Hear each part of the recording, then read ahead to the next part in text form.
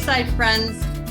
We're here talking about the worst psych experiment ever, where we put everyone into stress behavior. We've taken away all their coping mechanisms and strategies, and just to see, what would happen.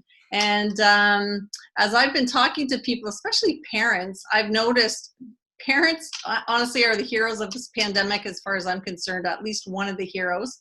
Every time I drive down Victoria Street and I don't see children running around naked without coats and boots on, I'm like, okay, the parents are still holding it together. We're still okay as a society. So good on you all parents. I wanted to have tonight to have a discussion about some of the challenges, some of the wins we've had, and as well as looking ahead to Christmas and kind of what people have planned. So as a good therapist, I'm going to start off by asking people how everyone's feeling and start with that question. So how is everyone feeling in the second wave of things and continuing to parent with all of the challenges that are happening? And maybe do you want anyone in particular to start? No, go ahead. Jump in. Sure, I can start. I'm feeling okay. I think the second wave is starting to weigh a little bit. And I wouldn't say the wave so much in COVID is weighing on me per se. It is in certain regards, is, just the social aspect of things. Because, I'm a single dad. I have shared custody. So I live alone, I eat alone, I work alone. Like everything I do, it's just me, my house, and I, right? So I do find that a bit of a challenge. But my concern in the second wave is more around my daughter. She's been doing really good through everything. But now as the second wave is coming, now the activities that she was excited to go back to, we're actually starting to get canceled again. And I'm finding that to be a little bit harder on her. So I'm feeling okay. And she's feeling good, I would say. But I just think she has some frustrations as a young girl that I think she's still trying to understand, why is COVID doing this to me? She doesn't understand the magnitude of the situation, but we're making it through the best we can. Yeah. And Tyler, your daughter is Abigail, and she's Abigail Reed, and she's 7 years old, and she's in grade 2. Yeah. So school, really, ironically enough, we were also concerned about going back to school, and school has actually been like really her outlet, because she gets to go see friends, even in her cohort. I think she has like 17 or 18 kids in her class. So that's really been a great avenue for her to be creative in class, learning more, socializing, a lot of that kind of fun stuff as a kid again. So I'm actually thankful schools are open, if nothing else, from the social aspect of it. I mean, she'll learn how to add 2 and 2 at some point. But at the end of the day, it's that social interaction that I think it's just so critical right now that these kids really, really need. Yeah, good point. Yeah, thanks. How about you guys?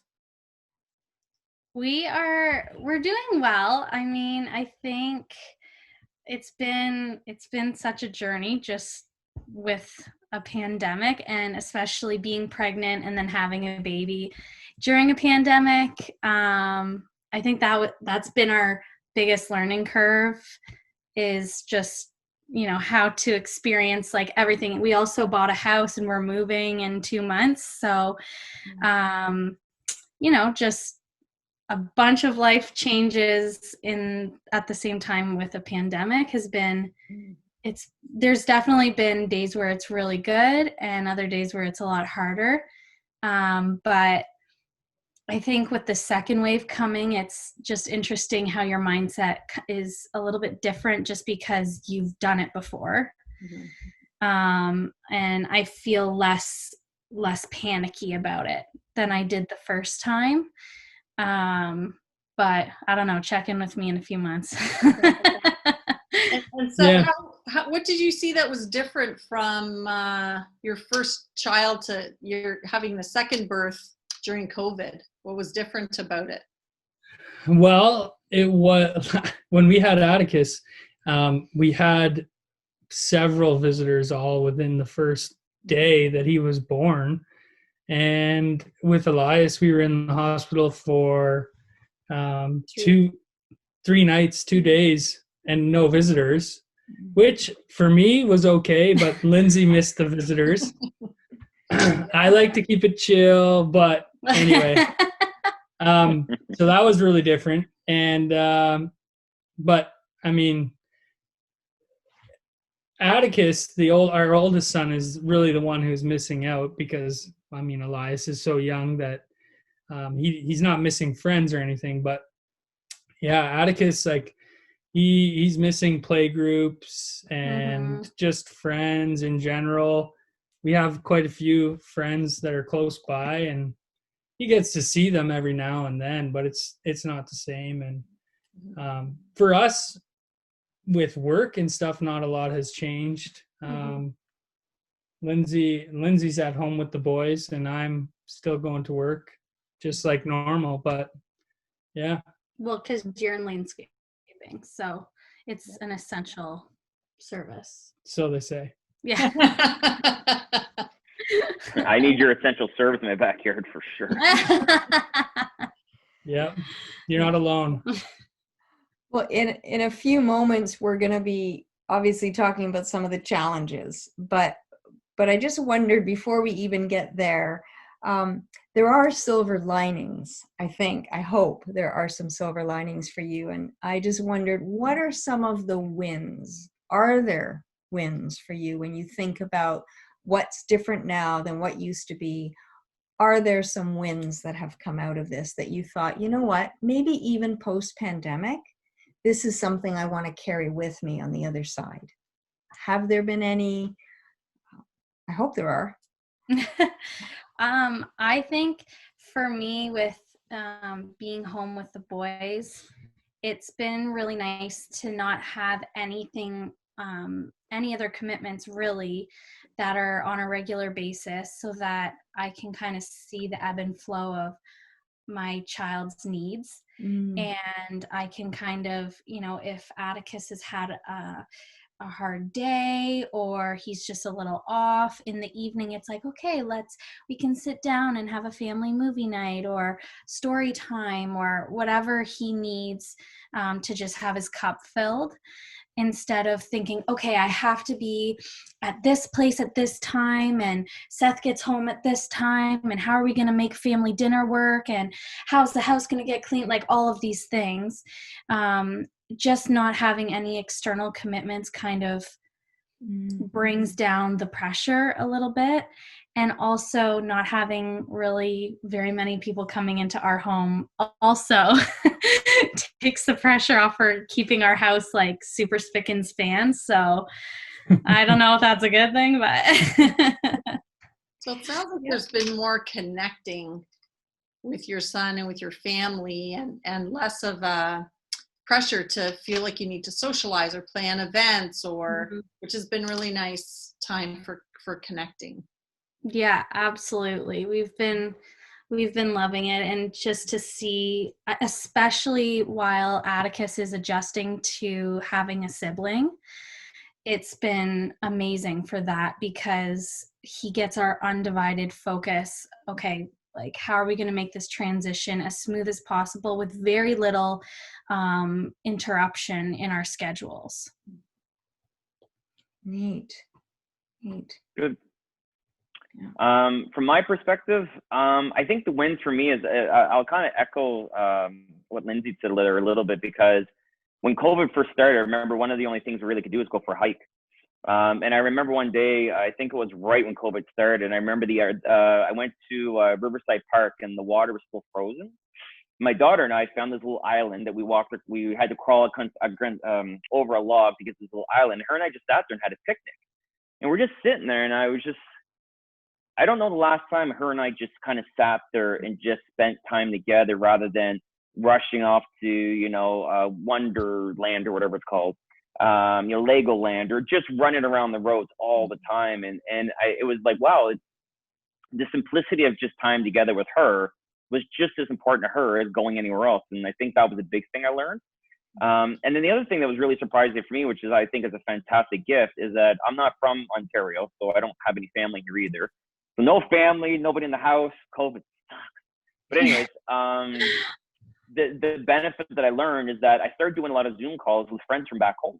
With my sister and stuff like that. So now every week I do a Zoom call with my sister and like friends back home. And we always said, like, I've been up here for 15 years and we've never done this. We never had like friends from back home night or something like that. So we've been actually doing a lot of that lately, which is really cool. Like it's brought me closer to, I think, some of my family and friends back home that maybe I kind of been a little disconnected from being up here. So I think that's a huge win. And the same thing. And then the other really big win that I think is great for me to call as a single parent, because I know a lot of parents struggle with this, is that, you know, I have shared custody. So, you know, not my mother, sorry. So my ex-wife and I, we have shared custody and we have a really good friendship, but COVID sort of forced us into a different type of relationship together. Because at the end of the day, when lockdown, it was sort of like, well, you're here, I'm here. How are we going to do this? And then we just decided to come together as a family and said, look, at the end of the day, our daughter's the most important thing. So she actually moved in with me for a few weeks when COVID first started. And we just said that the right thing for our families, make sure we're all protected. And at the end of the day, that's what we have to do. We didn't know what was going to happen. So a little bit what you said, Lindsay, earlier, I don't have as much anxiety this time around. But at that time, I had no idea what was going to go on. I just said, you know, the best thing for our daughter is to have mom and dad in the same house, because we don't know what she's thinking or going through. And so we did that for a little while, not for too long. But we still, now we have a family fire night every Wednesday night. Now we do it as a family. So now we're going to shift from fires to like game night. So we're just really understanding how to coexist with being really, really good. We're actually best friends now. So COVID actually forced us to come together a little bit more in the spirit of our daughter. But through that, I think it just made us realize that, look, relationship aside, old baggage, emotions, all that kind of stuff, park it. It's done. We've got through it. Let's just be good friends and raise our daughter together. So I think we've come a long way, and I think COVID kind of forced it. Well, redemptive story. Yeah, It's so encouraging, Tyler. Thank you for sharing that. Yeah, I'm hearing the simplicity of just being able to spend time together and having a picnic. You know, it's sort of like the kids Christmas morning, like the boxes. You know, kids don't need a lot. They really want to spend time with their parents. And hearing that, connecting with friends back home, you know, because Zoom suddenly became the norm as opposed to meeting in person. So people that live maybe a bit of a distance away became more accessible. And having that relationship with Abigail's mom, you know, when there's safety and physical safety that's, you know, at play, all of a sudden your perspective changes and priorities are reset. And that's really cool. Wow. I think that's, yeah, and the only thing I'll just add to that, what you said, is I just think it's also, when you said about physical safety, I also think there's a lot of benefit in there from a mental wellness perspective too.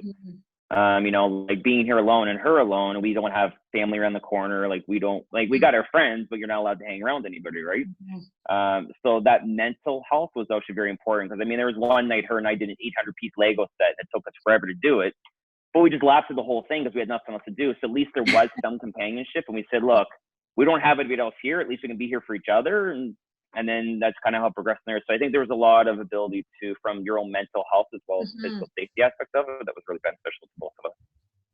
Yeah, I appreciate that point a lot. I mean, that's my area of expertise is mental health. And I think like from my perspective in the research that I've done, anxiety has gone through the roof. Suicidal thinking is up by about 18%. Addiction, it has increased significantly. So I think mental health is one of the big challenges that we're facing. And I wonder if you guys have some things to talk about in terms of what the biggest challenges have been for you. I mean, Tyler, you've already mentioned living alone, and that's, you know, challenging, I think, during this time. I don't know if you have some things to say about that or other challenges, but what are the biggest challenges that you guys are facing in this time, like in the month of November, for example? Well, I think for me go ahead, Lindsay. Oh, okay. Friggin' Zoom, eh? I was waiting for Seth to chime in. Yeah, I know. So was I. And then I was like, wait, I'm going. I think for us, we've had a lot of discussions about the lack of information we're being given about a pandemic with toddlers, because there are developmental milestones that my child needs to hit. He needs to learn how to share, how to introduce himself to somebody, how to form a friendship, like very basic things. And when they're saying like lockdown, you can't see anyone, what are we talking about here for my little ones? Because there's a lot of conversation about the kids in elementary school. Do schools open, close? You know, what precautions are we taking? And then daycare as well. But there's not just general, okay, so how are we going to address the generation of children that are just so hungry for, you know, their brains to be molded? And, you know, with the social aspect, it's really difficult. So for us, what we've done is we have a couple friends that we're really clearly communicating with about who we're associating with, and if we have any sort of illness-based, you know, concerns. And then we're allowing our kids to have play dates, and we just check in with each other. Are you still comfortable with this? Should we just meet outside today, or whatever the case may be? And I think it'll be harder in the winter. But I don't want my 2.5-year-old to not know how to share. It's a taught skill. It's not something that comes naturally. So Yeah. And we've also noticed that, and everyone has, but you can't plan anything right now. It's hard to plan things, you know. We can't. And I mean, Christmas is around the corner, and we don't know. It seems right now like things are going to get worse before they get better. So planning has been, I mean, everyone knows, but planning has been really hard to do. So yeah. I would say for me, the biggest challenge, I think, is I think I echo Seth's point a little bit, is that I don't know how long this is going to go, and I want to make sure my daughter feels fulfilled. So same thing we sort of did. Like I have a small group of guys that we're all dads, we have kids, and we have decided to be careful. Same thing, be very honest with each other. My daughter had a little bit of a cough there Tuesday night that was pretty bad, so I kept her home from school on Wednesday. And I said, I'm 99% sure it's her asthma, that she gets flares up sometimes around this time of year with the shift in the weather. But just for the safety of the other kids in the class and people around her, I just said, I would hope everyone to have the same respect for me, and I'm going to keep her home just to make sure. You know, as Seth said, it's just, you can't plan for anything. And just my worry is like, you know, if school closes and it's winter time, I mean, you know, what is a 7-year-old kid going to do to entertain herself? Now, mind you, she loves to play games on her iPad and stuff like that, but you can't do that 24/7, 7 days a week. I mean, it just gets really tough. So I think that's just my main concern is my daughter through all of this. And I'm saying Lindsay exactly, because I remember when we were getting ready to decide to do online schooling or homeschooling, her mother wanted online, I wanted her in person. But ultimately we had the discussion, and from a social interaction, and 7, 8, 9 years are such critical years to develop, you know, your emotional regulators, your just interaction, you know, all these things so critical. And I just said, you know, it's my challenge is, when does safety become too high of a risk to start taking things away from everybody? You know, when do I pull my kid from school? When do I stop seeing friends? And it's all amounts of that safety risk. And in my daughter's case, you know, I really don't want her to get COVID, obviously, but I'm more in the camp of, I feel like I want to take the risk than lose all the other things for years to come. I might make the wrong decision, I don't know, but I'm a parent. I'm not always going to get it right, and I just feel it's the best thing for my daughter at this point in her life. So that's my challenge, is just, you know, every day you wake up, well, what am I going to decide today? Is it the right decision today? Was that decision last week the right one? And with a 14-day quarantine, it's like, well, I made the decision last week, but I got sniffles today. I made a bad decision 7 days ago. So that to me is the biggest challenge. Yeah. And I think, you know, parents, at least I'm just going by memory now, parents carry enough guilt already. And I just wonder, like, I just feel for the decisions that you guys are facing, that, you know, they were a luxury decision for us. So we homeschooled for a while, we put our kids in school, but it was a luxury choice. It wasn't a medical health issue or a crisis. And just, yeah, the added pressure of, as you said, Tyler, I don't know if I'll make the right decision. Does anybody know if they're going to make the right decision? And then what do you do with, you know, the potential guilt if you feel like you made the wrong decision? And so I just, I just think it's a very challenging time, even on that front, decision making. The decision making and uncertainty, and we were just talking to another couple, Jennifer and Jeff, who are going to be part of this group as well. They're both working parents, so they have another situation or another way that they're operating. And here she was planning her day to go a certain way. Things came up with work, so Jeff was called away to work. Jennifer had to work late. And because she was working late, she ordered pizza to come to the house. The pizza didn't have the right topping, so the kids are crying. She's on a work call trying to, manage and stay calm herself while the kids are crying because the pizza's wrong.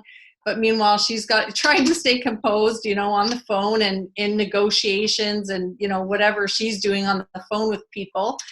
And was going to be on this call, and 5 minutes, beforehand, she realizes, oh my gosh, I'm just finishing leaving the office now. I haven't seen my kids. My husband's not home. And, it's like that. It's so stressful. Mm-hmm. And how you make these decisions and how you manage all of these things of making decisions, balancing mental health and education, how you balance, work and economic sort of issues, and then your family issues, and there's so many things sort of going on, and I think that there's so many challenges, and each family in their situation, different ones are bigger challenges than others. So it's really interesting to hear, all the different challenges and the way that they're impacting each family. And the other thing I'll just add to Andrew is that one of the things I really noticed with the shift in work is that me working from home with a 7-year-old girl that's here around the clock, right? The people on the other end of the line are, like Robyn, kids are gone. Sorry, I don't mean to do anything, but I'm just saying, what I really noticed is that the shift in my home wasn't the same in so many other homes. Right. And so the added pressure on me to still perform the way I used to perform when I drop my kid off for 10 hours and then go pick her up at the end of the day is cut down to an 8:30 drop off, a 3:15 pickup. And then I got to try and schedule meetings around there. So most days I'd pick up my daughter and oh honey, I'm on a call. And it was just all day. And so I remember at one point I sort of said, guys, I'm going to have to change my schedule from 9 to 3. Like this, I can't keep doing this. Right. And so that's the biggest thing I was noticing is that organizations, not all of them, a lot of them are really good. My organization is really good. But a lot of organizations, they're still expecting the same work out of us, but they don't understand our home life is significantly shifted, especially when you got kids at home. I mean, I was trying to be her math teacher, her science teacher, her gym teacher, her caretaker, her dad, her friend, her play date. I mean, everything, plus I have to work.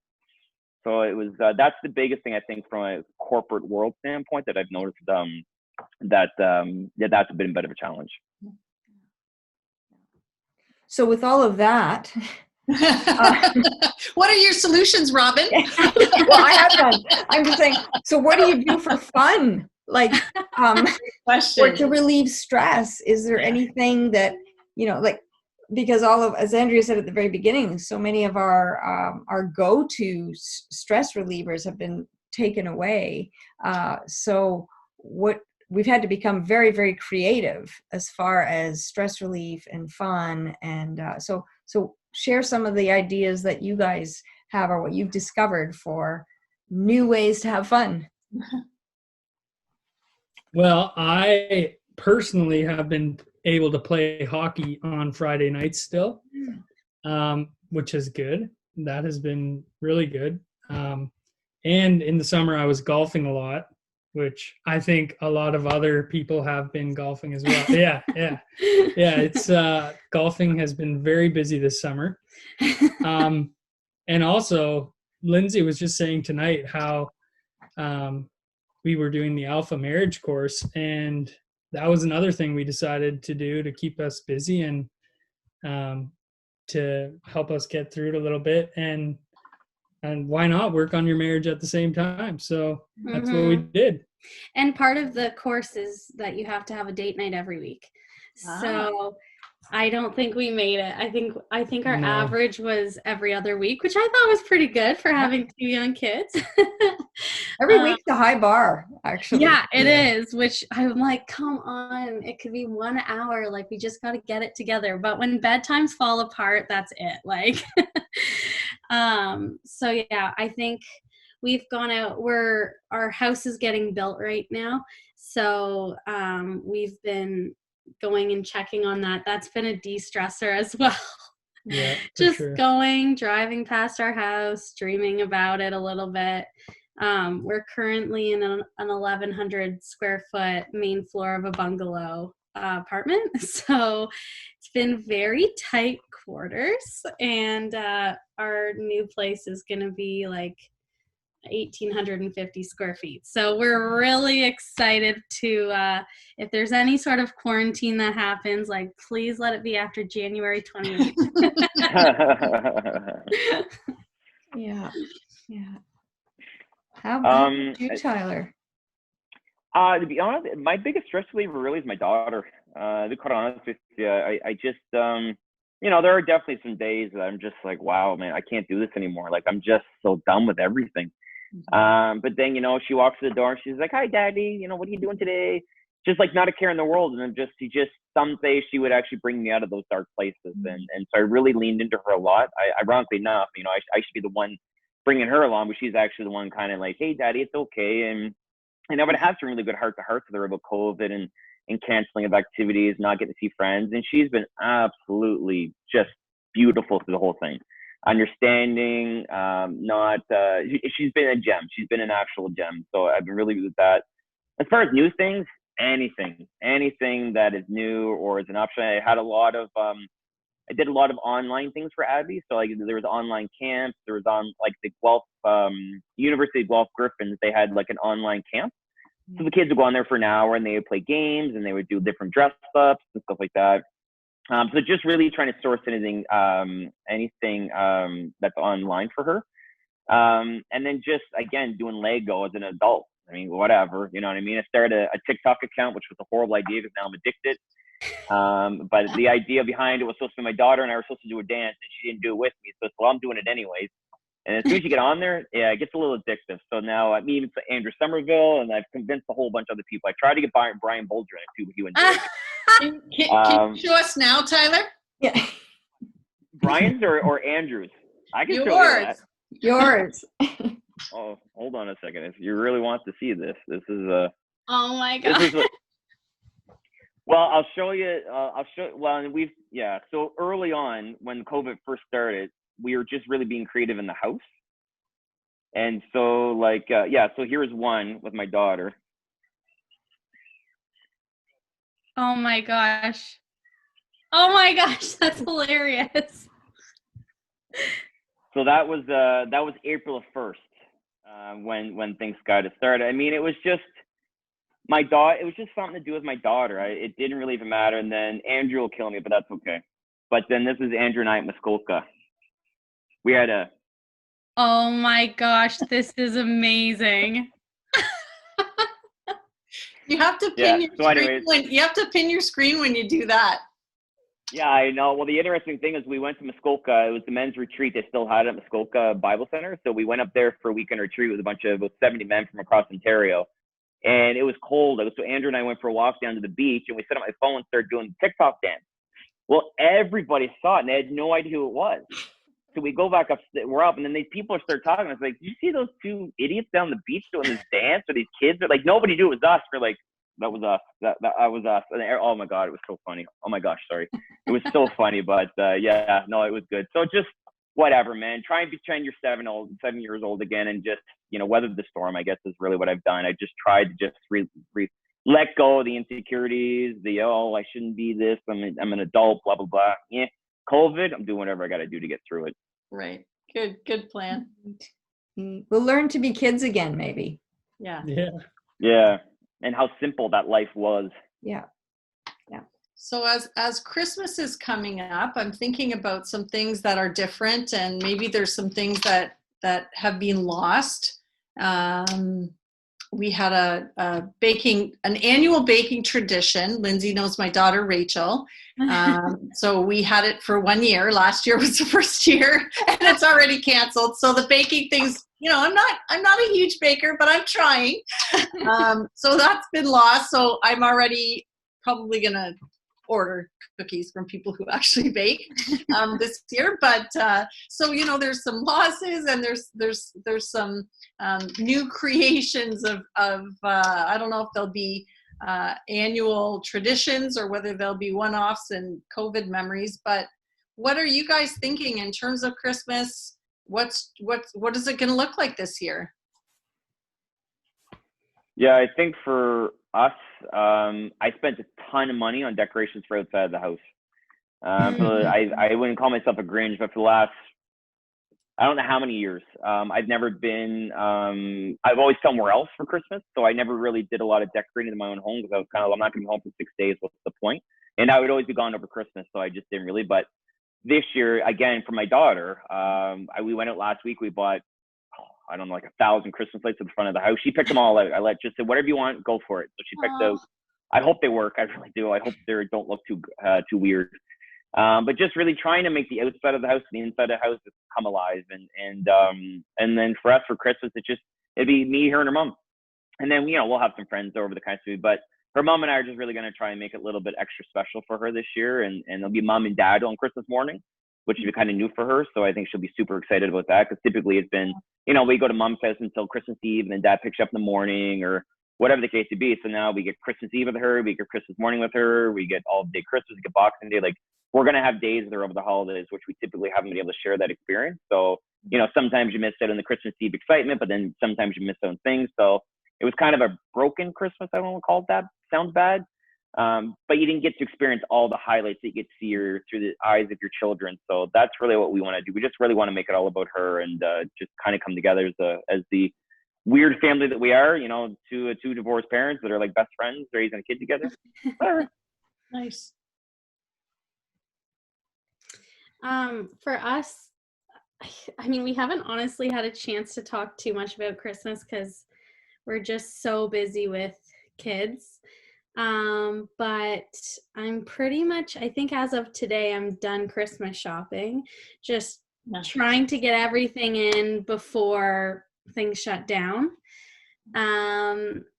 But yeah, I think we have an interesting year this year. Christmas in the past couple of years hasn't been crazy for us because we've had young kids. So like when we were first married, we would typically travel and at least for a week after Christmas and go and visit family. But for the past few years, we've just been at home with, like, our whole family lives, Lindsay's parents and my parents live in Fergus, and we're all within 10 minutes. Like, yeah, less. So Christmas actually is going to be fairly similar for us this year. As long as we're not like confined to our own households, which please God no. But I think the other Hallelujah. The other thing is I have grandparents that live, you know, driving distance away. My two grandparents are they're around 88 years old. And they live, just the two of them, in their house in Kitchener. So Christmas has always been so much about going to see my grandparents. And we're still just navigating how we're going to do that this year. And up until a few weeks ago, the plan was that we weren't going to do a big family thing, but that my grandparents would come to my parents' house.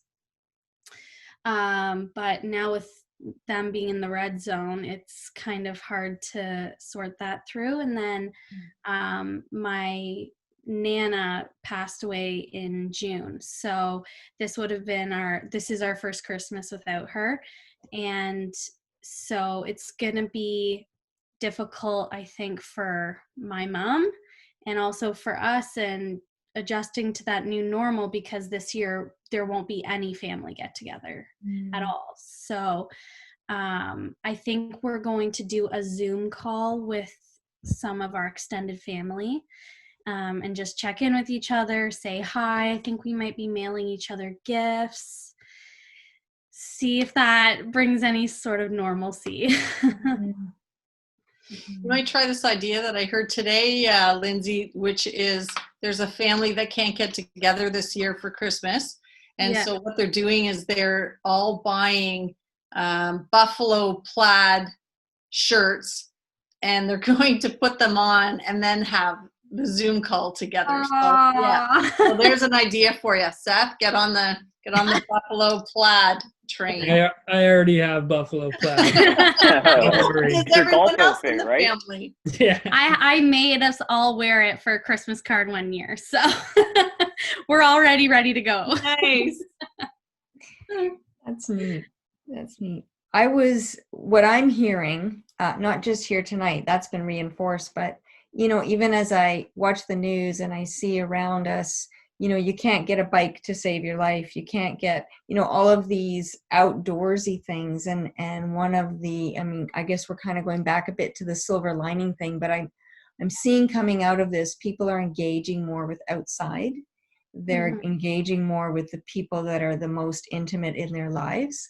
They're getting creative with just the simpler things of life. So whereas before getting together with a friend for coffee was just like, yeah, whatever, it was so easy. Now it's just like super special. People are Zooming in their coffees, right? They're going for walks together with their coffee just because that's how you're allowed to do it. And so I was hearing that, like the story about the river, Tyler, and just having that time on that little island. I think, that wouldn't have happened, as you said, without COVID. So I just really hope that you guys, it sounds like you already are kind of just jumping on these simple pleasures, being creative. And I hope that, our other families, there he is, There he is. that are tuning Back. in. Maybe, hello, Elias. Will feel like they're not alone. Like I really do want our Lakeside families to know you're not alone. We are all in this together very differently, right? Our situations are so different. And yet, at the end of all of this, we're going to have stories to share. And we're going to have neat experiences that will come out of it in the midst of all of the negative challenges. So I want to thank you guys for just being honest, sharing what's going on in your lives. And just have a great Christmas, whatever it looks like. Seems weird to be saying that in November still, but I probably won't see you before Christmas. So I know, it's crazy. yeah. So great. Thank you. Yeah, thanks so much. Thanks, everybody. Thank you. Hey, have a good night. Nice to meet you, Tyler.